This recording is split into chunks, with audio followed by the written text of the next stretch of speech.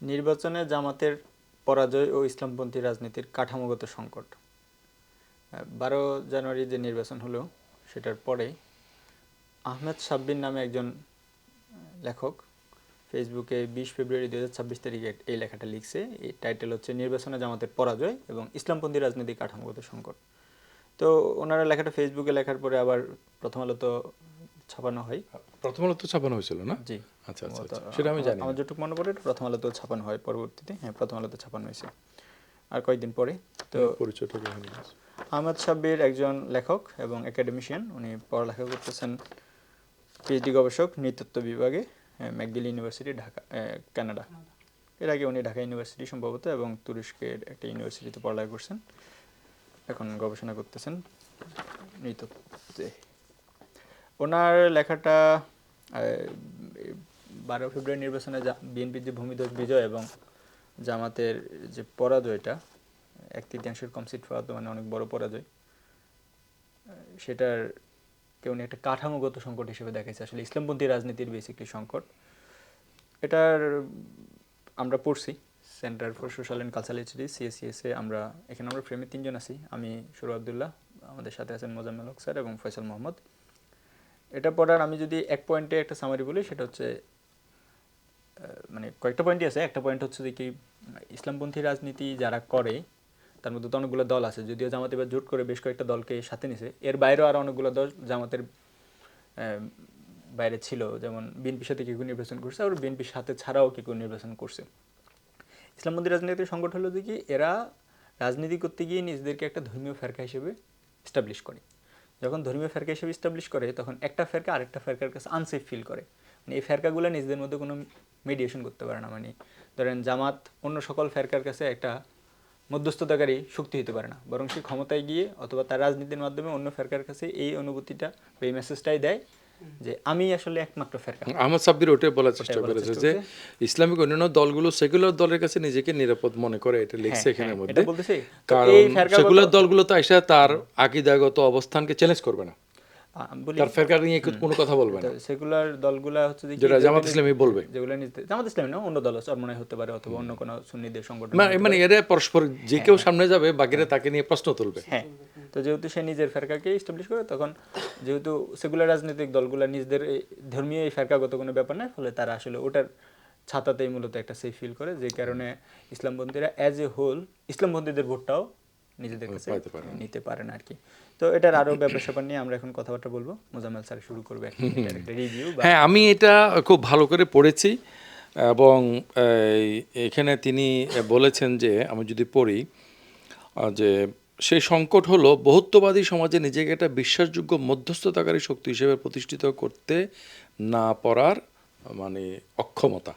এটাকে উনি সবচেয়ে বেশি দায়ী করেছেন, যে যারা ক্ষমতায় থাকবে তারা হবে মধ্যস্থতাকারী, তাদের হাতে অধীনস্থ সবাই নিরাপদ বোধ করবে, এরকম একটা ব্যাপার। মূলত এটা যে লিবারাল ডেমোক্রেটিক যে প্রসেস, ক্ষমতার যে রাজনীতি, সেটার ক্ষেত্রে প্রযোজ্য। আমরা যদি একটা আদর্শবাদী রেভলিউশনারি দলের এবং সেটার সরকার গঠন পরিচালনার কথা বলি, তখন কিন্তু তাকে মধ্যস্থতাকারী হইতে হবে না। 12 ইমাম পন্থী যে শিয়াদের গ্রুপ আছে, যেটা এর মধ্যে যে শহরে মাদ্রাসাটার নাম কি, যেটা ইমাম খোমেনিরা যেখানে পড়াশোনা করেছেন, ফয়জিয়া মাদ্রাসা খুব সম্ভবত। তো তারাই সব পুরো ইরানকে ডমিনেট করে, এবং সেটা তারা জোর করে করছে, সেটা তাদের স্ট্রাকচারটা হচ্ছে সেরকম, এটা আগে থেকে, শাহের সময় থেকে, যে কারণে তারা শাহকে হরাইতে পারছে। তারাই করছে, তাদের তো মধ্যস্থতাকার হওয়ার দরকার নেই। কিন্তু আমাদের এখানে বিভিন্ন ধরনের ফেরকা আছে। এখন এখানে আহমদ সাব্বির রাইটলি যেগুলো পয়েন্ট আউট করেছেন, সেগুলো আমি বলবো। আহমদ সাব্বিরের যে কথার মধ্যে যে এখানে ত্রুটি এবং সীমাবদ্ধতা আছে, দুর্বলতা আছে, সেটাও আমরা বলবো। কিছু অবজারভেশন আমরা তুলে ধরবো। ইয়াতে 2002 সালে পাকিস্তানে মুত্তাহিদা মজলিসে আমল নামে একটা অ্যালায়েন্স করে ওঠে, MMA। সেখানে তারা ইলেকশনে তারা 11% ভোট পায় এবং মানে 60 সিট তারা উইন করে। অথচ আমাদের এখানে লোকেরা ঐক্যের যে স্বপ্ন দেখে, মানে তার চেয়েও বেশি বড় শক্তিশালী ঐক্য সেখানে হয়েছে। হ্যাঁ, অর্থাৎ সেই ঐক্যের দলের মধ্যে ছিল যে জামাত ইসলামী, এরপরে ছিল দেওবন্দপন্থী একটা জমিয়ত, তারপরে ছিল বেরলভী ধারা, তারপরে হলো সেখানের মধ্যে শিয়া ধারা এবং সালাফি এবং আহলে হাদিসদের নিয়ে যে ধারা সেটা প্রচলিত সকল ধারা মিলে একটা ঐক্য গড়ে তুলছে জামাত ইসলামের নেতৃত্বে, এবং তারা সিট পাইছে 60টা, ভোট পাইছে 11%। কিন্তু এটা মানে কয়েক বছরের মধ্যে এটা ভেঙে যায়। ওকে, ভেঙে যাওয়ার পরে 5-7 বছরের মধ্যে এটা ভেঙে যায়। ভেঙে যাওয়ার পরে আবার 2018 সালে এটা আবার নতুন করে তারা অ্যালায়েন্সটা গড়ে তোলে, আবার ইলেকশনে আসে, সেখানে তারা মাত্র 12টা সিট পায়, যেখানে পাকিস্তানে ইসলাম অনেক শক্তিশালী বাংলাদেশের তুলনায় পলিটিক্যালি। তো সেই জন্য এই ধরনের একটা কোনো না কোনোভাবে পলিটিক্যাল ঐক্য করতে পারলে সকল ইসলামপন্থীদের ভোট এক বাক্সে আনা সম্ভব, এবং এটাতে করে ভোটের ময়দানে যে একটা কিছু হবে সেটাও আসলে ঠিক না। তুমি যেটা বলছো যে মানে এটা খুব চমৎকারভাবে বলছে যে কথার কথা ইসলামপন্থী ফেরকাগুলোর কোনো একটা যখন আগায় যাবে তখন বাকিরা কিন্তু তার হাতে অনিরাপদ বোধ করবে, কারণ তাদের লেজিটিমেসি আছে।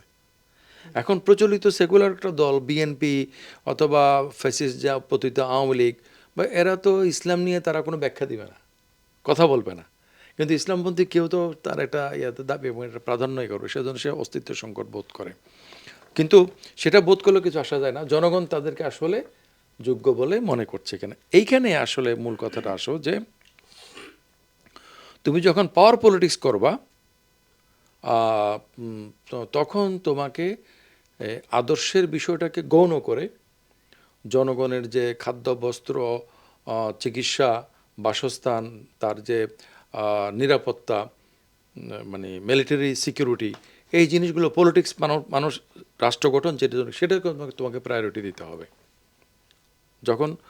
যখন দেখা যাবে যে একটা কাজ সেটা আদর্শগতভাবে ততটা ভালো না, কিন্তু আমার এটা ব্যাপক লাভ হচ্ছে, এই যে বর্তমান গ্লোবাল সিচুয়েশনে তুমি কি রাশিয়ার পক্ষে থাকবা নাকি চীনের পক্ষে থাকবা, তুমি কি মানে এভাবে ধরলে যে জটিল পরিস্থিতিতে, এইসব পরিস্থিতিতে আমরা আসলে কী করব, এগুলো যখন হবে তখন কিন্তু আইডিওলজিক্যাল পলিটিক্স কিন্তু সঠিক সিদ্ধান্ত নিতে পারবে না ইন এ কম্পিটিটিভ সিচুয়েশন, যেখানে পাওয়ার পলিটিক্স যারা করে তারা সেখানের মধ্যে দ্রুত সিদ্ধান্তগুলো নেবে।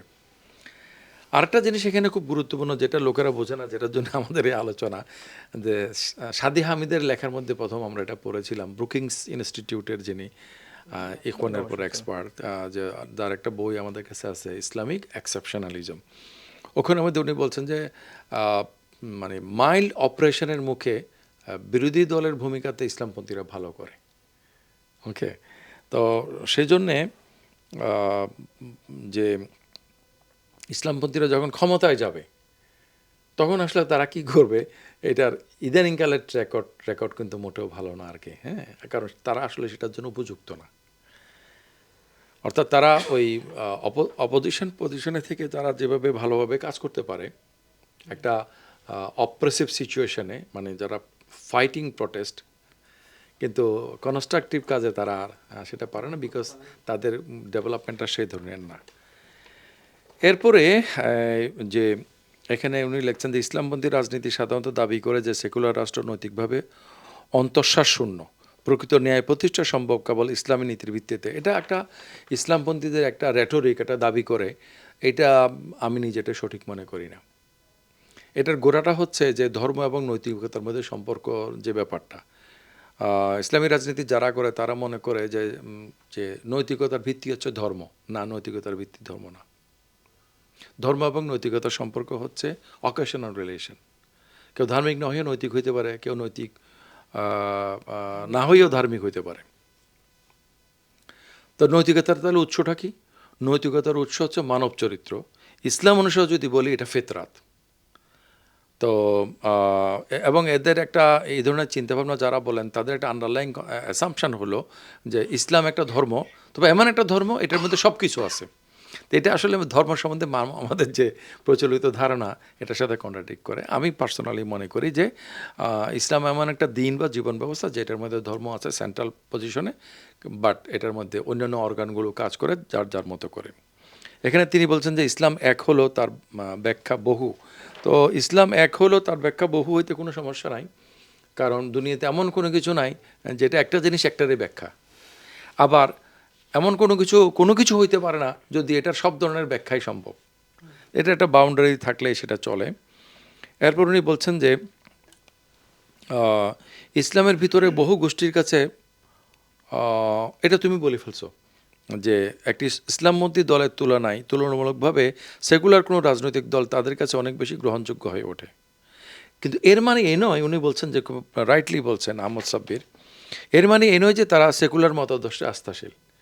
এখন হেফাজত ইসলামীর লোকেরা কথার কথা শেখ হাসিনাকে কওমি জননী উপহার কি বলছে, তাদের অনেকেই আওয়ামী লীগকে ভোট দিছে বা বিএনপিকে দিচ্ছে, এর মানে এ নয় যে তারা কিন্তু সেকুলার, বরং সেকুলারদের কাছে তারা নিজেদেরকে নিরাপদ বোধ করে। এখন এই যে মধ্যস্থতাকারীর ভূমিকার কথা তিনি বলেছেন, এটার ব্যাপারে উনি আসল কথাটা শেষে বলেছেন যে হয় ইসলামপন্থী রাজনীতিকে এমনভাবে নির্মাণ করতে হবে যা বহুত্বকে ধারণ করতে পারে, অথবা ইসলামপন্থী রাজনীতি ত্যাগ করে জামাত নিজেকে একটা স্বাভাবিক রাজনৈতিক দল হিসেবে প্রতিষ্ঠা করবে, যেই পথে এখন জামাত হাঁটতেছে। ওকে, তো এখন একটা ইসলামপন্থী রাজনৈতিক দল সে বহুত্ববাদী হওয়াটা তার পক্ষে অসম্ভব, কারণ ইসলামী যদি সে পলিটিক্যাল পার্টি হয় তার রুট থাকবে ইসলামের ভিতরে। ইসলামের ভিতরে বললে ইসলামের, আমরা যদি আমলের ক্ষেত্রে যদি বলি, যেই আমলই বলি, যারা বলে আমি কোনো মাজাব মানি না সে মূলত সাফাই মাজাব মানে, নাহলে আমলি মাজাব মানে। নতুন কিছু করার তো কোনো সুযোগ নাই, কারণ আমাদের পূর্ব প্রজন্ম তো সবগুলোকে সেট করে ফেলছেন, ব্যাখ্যা করেছেন। এখন যখন ইসলামপন্থী রাজনীতির কথা বলে, ইসলামের কোনো না কোনো ফেরকার সাথে মধ্যে থেকে সে উঠে আসা, তো অন্যান্য ইসলামী পন্থীরা তার সাথে একমত হবে না। আর জনগণ তাকে ভোট দেবে না এই জন্য যে জনগণের কাছে রাষ্ট্র পরিচালনার যোগ্যতাটা, তার জীবন মান, তার সুযোগ সুবিধা, এগুলো সব গুরুত্বপূর্ণ। জনগণের কাছে কারা কত ভালো মানুষ সেটা গুরুত্বপূর্ণ না, সেজন্য সে ভালো মানুষ হিসেবে মনে করে, কিন্তু সে ভোটটা দেয় না। রিগিং ইত্যাদি কথা যদি বাদও দেয়, আরেকটা হলো যে একটা ইসলামী রাজনীতির দল, তিনি জামাত ইসলামের ব্যাপারে বলছেন যে কত বড় কথা, যে ইসলামী রাজনীতি পরিত্যাগ করে একটা স্বাভাবিক রাজনৈতিক দল হিসেবে যদি আসে সে ক্ষমতায় যেতে পারবে। এখন সে ইসলামের নামে ক্ষমতার রাজনীতিতে নামতে গিয়ে ইসলামটাকে সেই কম্প্রোমাইজ করলো। তো এখন ইসলাম যদি কম্প্রোমাইজ না করে, কম্প্রোমাইজ না করলে সে ক্ষমতার কাছাকাছি যেতে পারবে না, গেলেও টিকে থাকতে পারবে না। না আমি আচ্ছা, এটা তো জামাত কি করবে বা কি করা উচিত এই ধরনের একটা কথা, কিন্তু আমি জামাত প্রসঙ্গে বললে মূলত আসলে এটা ইসলামিক পলিটিক্স নিয়ে একটা আলোচনা। আমি এটা নিয়ে কয়েকটা কথা বলতে চাই। একটা হলো যে কোনো লেখারই কিছুটা পজিটিভ দিক এবং কিছু সংকট থাকে, যেমন এখানে ইসলামী রাজনীতি কাঠামোগত সংকটের কথা বলতে গিয়ে এই লেখাটারই ইটসেলফ একটা সংকট আছে। এই লেখার সংকটটা উনি আসলে ক্লিয়ার করে দিয়েছে শেষের দিকে। সেটা হলো ওনার এই পজিশন থেকে দেখলে আসলে no Islamic politics, only regular politics. big no to any kind of Islamic politics. Actually তুমি আসলে পাওয়ার পলিটিক্স করো, সেকুলার রাজনীতি করো। যেমন ধরেন না, উনি একটা আশাবাদ ব্যক্ত করেছেন যে তারা একটা মধ্যস্থকারীর ভূমিকাতে আসবে, মানে তো এটা তো অলরেডি পাকিস্তানে হইছে না, হয় নাই। কেন হয় না আমি বলি, দুনিয়ার কোথাও আসলে মধ্যস্থতা হয় না, সেটা আমি না, ওই যে এমএমএ এটা কেন মধ্যস্থতা না সেটা আমি আপনাদের বলি। সেখানে তো শিয়ারা আছে, সেখানে বেরলভি মাজারপন্থীর আছে, হ্যাঁ, সব পন্থী থাকার পরেও এটা মধ্যস্থতা না।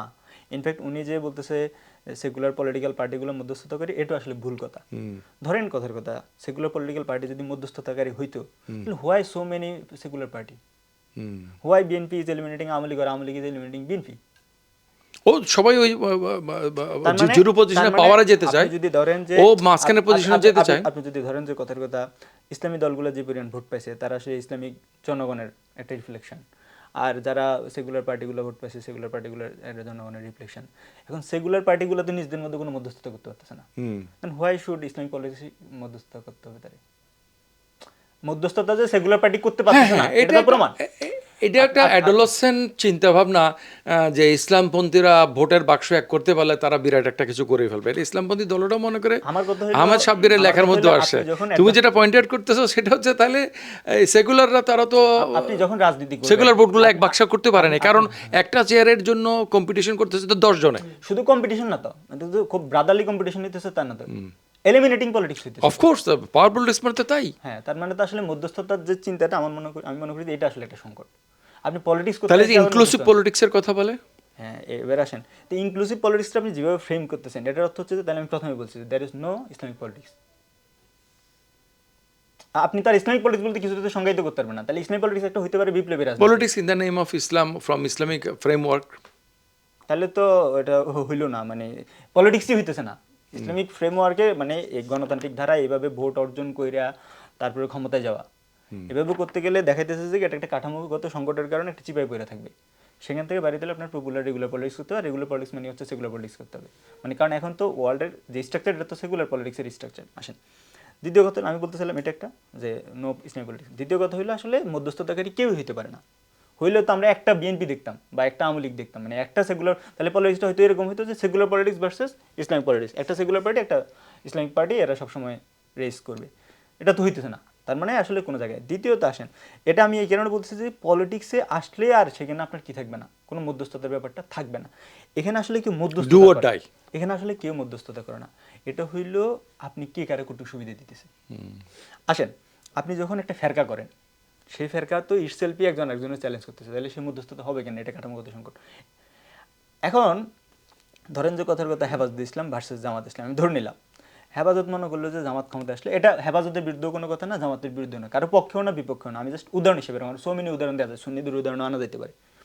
ধরেন জামাতের কেউ হেফাজতের পছন্দ করে না, আবার যে জামাতের কেউ সুন্নির পছন্দ করে না, সুন্নিরা আবার জামাতের পছন্দ করে না, হেফাজতের করে না, হেফাজতের অনেকে আবার জামাতের পছন্দ করে না। তো আমি ধরে নিলাম যে সবাই সবাই পছন্দ করে না, না এর ভিত্তিতে করলে এটা আলাদা আলাদা মিউচুয়ালি এক্সক্লুসিভ তিনটে সার্কেল। এরা যখন নিজেদের একটা ফেরকাগত দ্বন্দ্বের কারণে কাউকে পছন্দ করে না, তাহলে তারা ভোটটা কার দিবে? আমি ধরে নিলাম যে বিএনপি বা আওয়ামী লীগকে দেবে। তাহলে দেখেন সে কিন্তু এখানে আইডিওলজিক্যাল কম্প্রোমাইজ করতেছে। ধরেন কথার কথা জামাত ক্ষমতা এসে তার ফেরকারে সারপ্রাইজ করবে, বিএনপি ক্ষমতা এসে সরাসরি তার ফেরকাগত কিছু ছোট জায়গায় হাত দেবে না, কিন্তু তার যে আইডিওলজিক্যাল পজিশন লাইফস্টাইলের বা ধর্মের বা মানে আরো তো বড় বড় দিক আছে, ওগুলো তো বিএনপি হাত দিবে, আওয়ামী লীগ হাত দিবে না দিয়ে উপায় নাই, কারণ আওয়ামী লীগ বিএনপি না চাইলেও দিতে হবে, কারণ সে একটা সেগুলার কথা কথা যে কোনো একটা বিএনপি না, যে কোনো একটা সেকুলার দল যখন ক্ষমতা আমি আসবে তো তখন নাম- সেটাকে সে সে তো- ধর্মের নামে বাড়াবাড়ি বা ইত্যাদি তার দৃষ্টিতে যেগুলো সেগুলোকে সে ঠেকাবে, এটা কি ফেরকা না? সে সেকুলারাইজেশন করবে। এটা তো একটা সেকুলার ফেরকা। তাহলে আসেন জামাত সুন্নিদের উপর যে পরিমাণ জামাতি ফেরকা চাপাই দিবে, আমি নাম ধরতেছি এটা উদাহরণ হিসেবে, কারণ বিএনপি হইতে পারে, এনসিপি হইতে পারে, ধরুন যে Awami League is gone case, যেহেতু আওয়ামী লীগ এই মুহূর্তে আমাদের কাছে একটা বাজার তৈরি। আবার আদর্শ কিছু নয়, আমরা আদর্শ ছাড়া রাজনীতি করে একটা দল আছে না, আমার বাংলাদেশ পার্টি। না, এটা একটা বিষয়, এটা তো আসলে ফাউ কথা, মানে ফাউ কথা ইন দ্য সেন্স হাস্যকর ব্যাপার। আচ্ছা যাই হোক, আমি আসলে মানে বিগ নেমগুলো নিয়ে কথা বলতেছি। তাহলে এখন বিএনপি বা এনসিপি অথবা আওয়ামী লীগ বা আওয়ামী লীগ যদি আমি বাদ দিই, এরা কেউ, অথবা আওয়ামী লীগ তো ক্ষমতায় আসছে, আওয়ামী লীগ আমি এখন না এলিমিনেট করলাম, আওয়ামী লীগ তো ক্ষমতায় ছিল, সে কি আপনার উপর কোনো ফেরকা চাপায় নাই? চাপাইছে তো।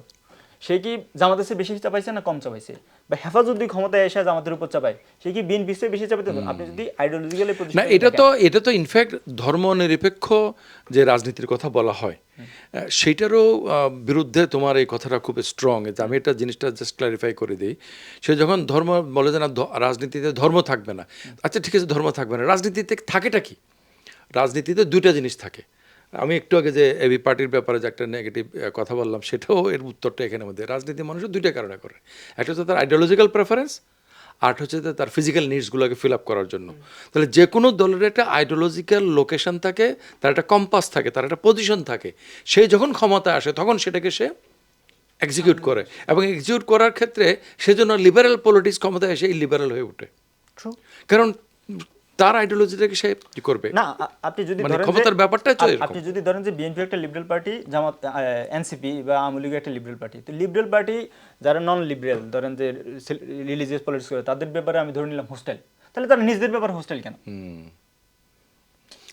তারা কেউ বেশি লিবারাল, কেউ কম লিবারাল, এটা তো একটা ফেরকা, কেউ এটা তো একটা লিবারেল ফেরকা, রাইট লিন লিবারাল, কেউ লেফট লিন লিবারাল, তাহলে এটা লিবারালিজমের মধ্যে অনেক এরকম। আপাত দৃষ্টিতে আমরা যে ফ্রেমে পলিটিক্সটাকে দেখতেছি, তাহলে এই কথাটা, সেই ফ্রেমে তো এই ফ্রেম, এই লেখার ফ্রেম অনুযায়ী আমি যদি দেখি, সেই ফ্রেমে তো আমার জন্য বিএনপি ফেরকা বা আমলি ফেরকার চাইতে সুন্নি ফেরকা বেটার। আচ্ছা সৌরভ, তোমাকে তাহলে আমি আরেকটা কথা যদি বলি এখানে, যদি এমন হয় ঐক্যটা হইতে পারে, সেটা হচ্ছে যে যদি তারা চ্যালেঞ্জের মুখে পড়ে।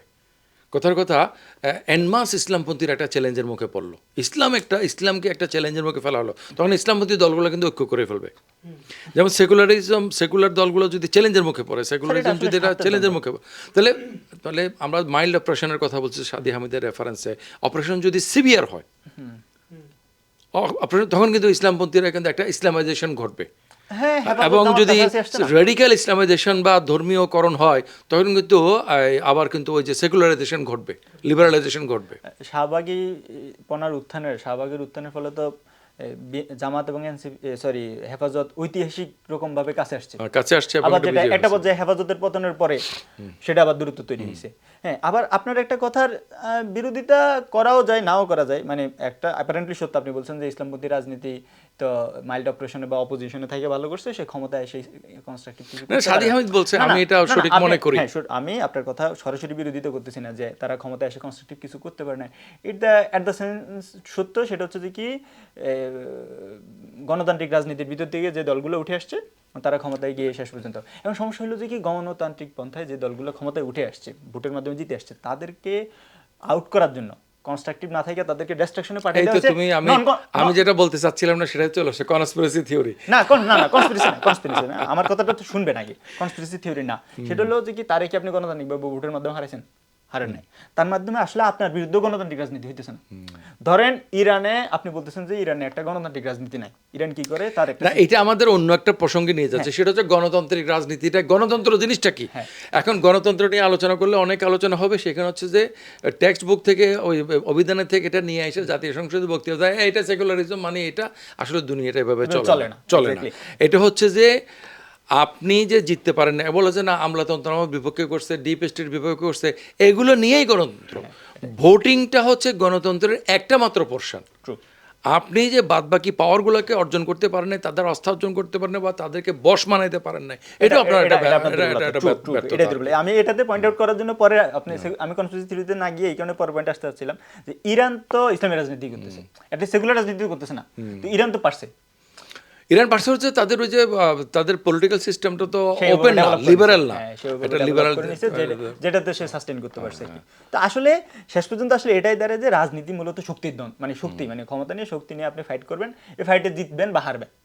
মধ্যস্থতা করা আসলে তাত্ত্বিকভাবেও সম্ভব না, আপনি তো কেউই পারতেছেন না, তো কেউ করার মধ্যস্থতাকারী। আমরা আমাদের সেন্টারের পক্ষ থেকে এ ধরনের নানা বিষয়ে আমরা, কেউ হয়তো ফেসবুকে লিখছে, আহমদ সাবির হয়তো এটা শুনলে খুব অবাক হবে যে এটা আমরা সিরিয়াসলি সবাই পড়ছি, আলোচনা করছি। আমরা যতটুকু এখানে আলোচনা করছি তার চেয়ে বেশি নিজেরা ইনফরমালি এটা নিয়ে আরও অনেক আওয়ার্স টুগেদার আলোচনা করেছি। We are interested to discuss all this things and this all for clarification and eradication of some misconceptions about politics and all the things going on. আমরা সরাসরি পলিটিক্স ইনভলভ না, কিন্তু আমাদের কিছু থিওরিটিক্যাল অবজারভেশন থাকে, এবং অনেকেই বলতে চায় যে এসব থিওরি চর্চা করে হবে না, কিন্তু দুনিয়াতে কোনো কিছু হয় না যেটা পটেনশিয়ালি থিওরিটিক্যালি যেটাকে পূর্বেই সলভ করা হয় নাই, যেটা অঙ্কে মিলবে না সেটা বাস্তবে আপনি করতে পারবেন না। বাস্তবে যেটা হয় সেটা অঙ্কের কারণে হয়, হোক সেটা সঠিক অঙ্ক কিংবা ভুল অঙ্ক, সেই জন্য আমাদের এই চর্চাটা।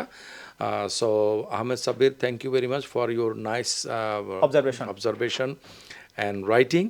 অ্যান্ড আমরা যেগুলো বললাম সেগুলোর পিছনে আরও অনেক কথা আছে। আপনার এই আধা ঘন্টার আলোচনাতে তো আপনার সব বিষয় শেখা সম্ভব হবে না, but things are thought provoking, এবং we are very much interested. If you are interested, we shall be talking together in some way. Thank you very much. Assalamu alaikum.